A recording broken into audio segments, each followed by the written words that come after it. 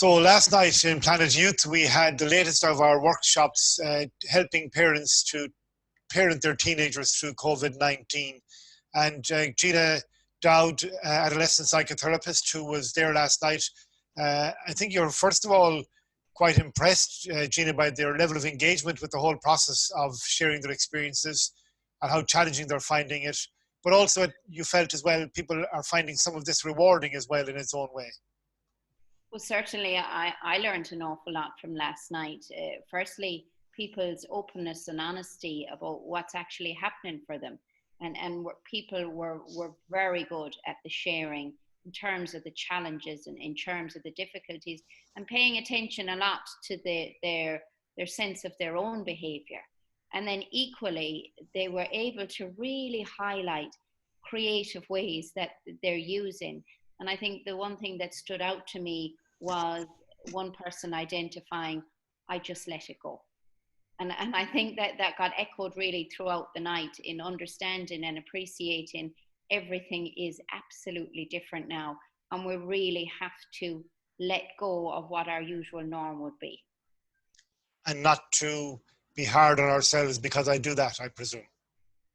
Yeah, I think, you know, we all have an idea of parenting and we all have expectations of ourselves and of our adolescents and how we should be doing it and what's the right way to do it. But we have to remember, even as we're getting used to, if that's such a word, of this pandemic, we're in very, very unusual, strange, weird times. There is no norm. Doing your best and letting go, I think, should be on everyone's lips and should be their mantra. Okay, well, on the screen there, Gina, we have 5 questions that came from parents last night that we're going to deal with today. The first one probably could lead you to endless riches if you could solve it. How do I stop siblings arguing? Yes, I would love the solution to that one. Again, I think sometimes we just have to step back. And we have to look at our children and our adolescents. And they're all wonderful, unique human beings. But sometimes we want them to fit into a certain type. We want them to get on well. We have expectations for them. And you can have 1, 2, 5 different personalities in the house. So they're all going to bounce and trigger off each other at the best of times.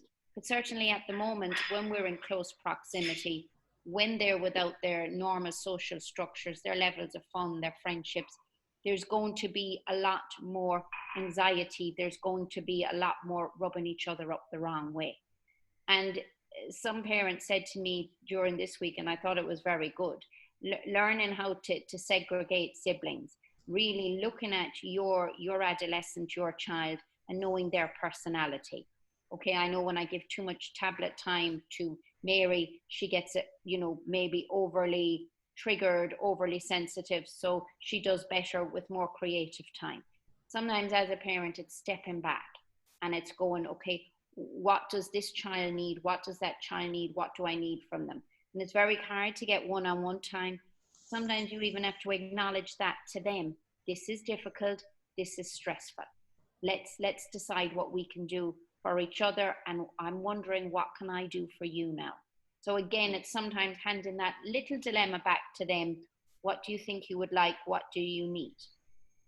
And it's that negotiated kind of co-created conversation that sometimes help, because they're flourishing with ideas, and it's giving them options within that, and literally separating them. Sometimes one goes into one part of the house, one goes outside, one does something else.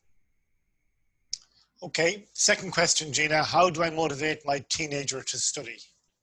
Ooh, that's certainly, I think that's a challenge for any parent who is trying to do the support schooling, is trying to negotiate exams at the minute.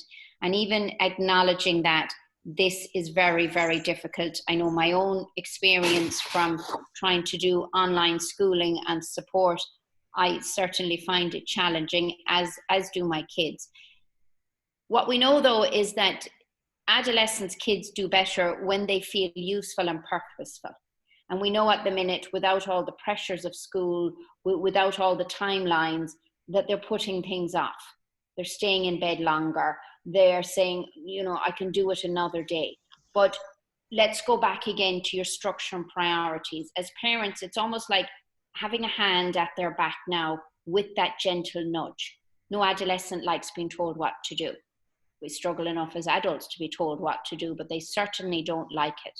So again, you're with them and you are creating the structure, because they'll feel better as a human being if they get out of bed, if they're somewhat productive, if there's a sense of achievement. And all the research points to this in one way or another. We feel better when we're achieving, when we're doing. When we're kind of bored, when our mind is gone off into 10 different areas, we get more lethargic, we lose hope, we lose expectation. So an adult's big job at the minute is to create this aspirational timetable, is to create this aspirational world where things will change and they will be different. And within that, is it important that the adults or the parents, in this case, recognize that achievement as well as they're going along? Is that crucial?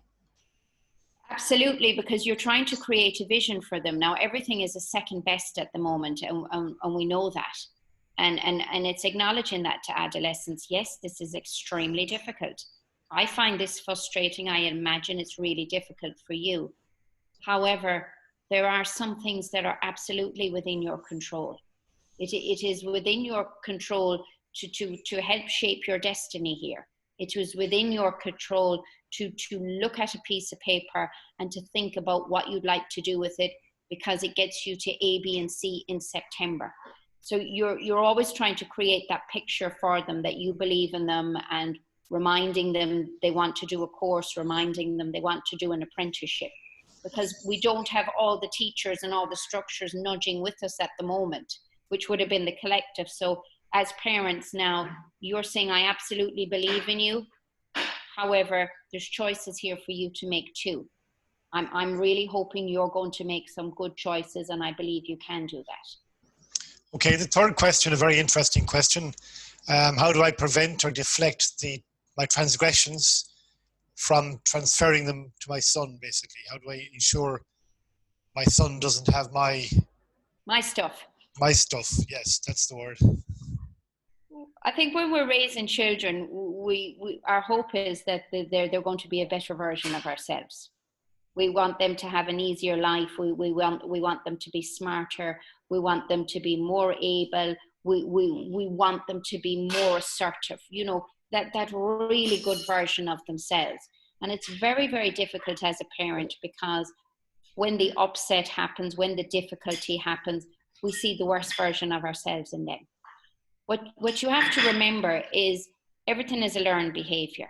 And while they may be learning some of our negative or limited or difficult personality traits, they're also learning some wonderful parts to us. In my experience, nobody wants to parent your child, your adolescent, as much as you want to parent them. And while it's challenging at times, and it raises so much about your own family of origin, your own experiences, it is still undeniably a gift and a wonder to be able to parent. I would say to any parent that is noticing that, to come back to a better sense of themselves. And I would say, prioritize you, manage your own expectations, understand your teenager, understand your parenting style, and decide how you want to be directive in supporting yourself. We are no good to anybody, absolutely no good to anybody, unless our own self-care, our own awareness, our own support system is good and healthy. And whatever that means for you, for everybody it's different, but we need to be in good shape as parents, because we're influencing, directing all these little people in one way or another for a long time. Remember, we don't hit emerging adulthood now till about 24, 25, and it's a little bit older in some cases. So we have a long time to get this right, and it comes back to, what do you need as an adult? What will help you? Okay, how do I stop feeling so anxious and taking it out on my teenager? Well, let's accept for a moment that this is a highly anxious, stressful situation. And I don't believe we can ever get rid of anxiety. It is part of something that happens in our brain when we get triggered. It's part of humans to be triggered, to be in a survival instinct mode. We've had it since we first started to evolve, where we have the fight, flight, freeze, flop response in us. It has kept most of us alive. It has helped us evolve. But what has happened to anxiety in recent times, and I suppose what happens to our brain, is it gets very familiar with anxiety, and it tends to swap one anxiety for another one. So you imagine you can't stop something, but you're responsible for slowing it down. You're responsible for getting to know your triggers. You're responsible for soothing, self-care, and support. So if I don't want my adolescent to be overly anxious, I need to pay attention to what I'm becoming anxious about. And I think I have a few tips in the slides there, Liam, if you want to go down through them, that help us to redirect, to pause, to pay attention to what is actually happening for me, what's happening in my mindset, what's happening in my behavior, and now what can I decide to do about it. And we have a nice term for it, and I think it's called emotional intelligence. It's the best term to use. So how emotionally intelligent am I being today in terms of how I feel, how I'm processing them feelings, how I'm thinking about them, and consequently, how I'm behaving. Because as an adult, it's my choice in what I do with my anxiety. Do I keep it ongoing, or do I say, okay, I have enough of that now. I need to do something else with it. Okay, I want to go back to the final question there, if I can, to Gina, which was, my son is always in his room. How do I get him downstairs? Okay, there's a lovely word we're all familiar with, and it's called routine. And I suppose I like to think of it as structure and priorities. It's not going to be particularly motivating to want to get out of your room at the minute. You've no school to go to. You know, you've a few assignments to hand in. Sure, the leaving cert mightn't happen. It might happen. Well, why would I want to leave my room? It's comfy. I've been up till 3 o'clock in the morning.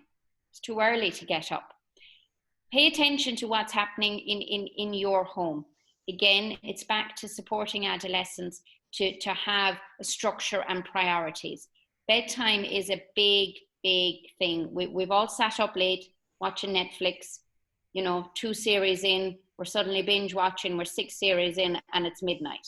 And you wake up and you're, even though it was great, you start chastising yourself. What did I do that for? I have so much to do.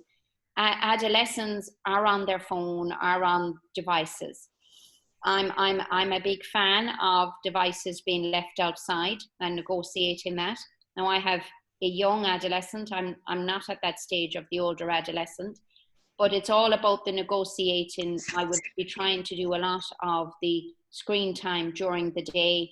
I'd be trying to do the reward time later on, and encouraging what I would call a healthy sleep schedule. They're more motivated to get up. They've something to look forward to. Tasks are assigned, rewards are assigned, creative time, the concentration time. But parents, unfortunately, need to put that structure, that boundary, that priority in now. And it's hard work. It's hard work. I am a big fan of getting up a little bit earlier than my kids and having that 10 minutes for my cup of coffee, because it sets me up for the day. And it just gives me that quiet time on my own that I can think and I can potter about and do what I need to do. I think we mentioned it last night, the private time, Liam, how important it is for everyone, for parents and adolescents. Then you're ready to go down to the bedroom, to go up the stairs, to open the curtains, to have that very pleasant conversation with that adolescent that you want to meet. Remember the 2 sides of the adolescent, that wonderful creative side and that shadow side that we'd rather avoid. So prepare yourself before you go into the bedroom. Expect that you're not going to be popular, but keep at it until it happens and you get the routine going. You know, perseverance, I think, is a big thing.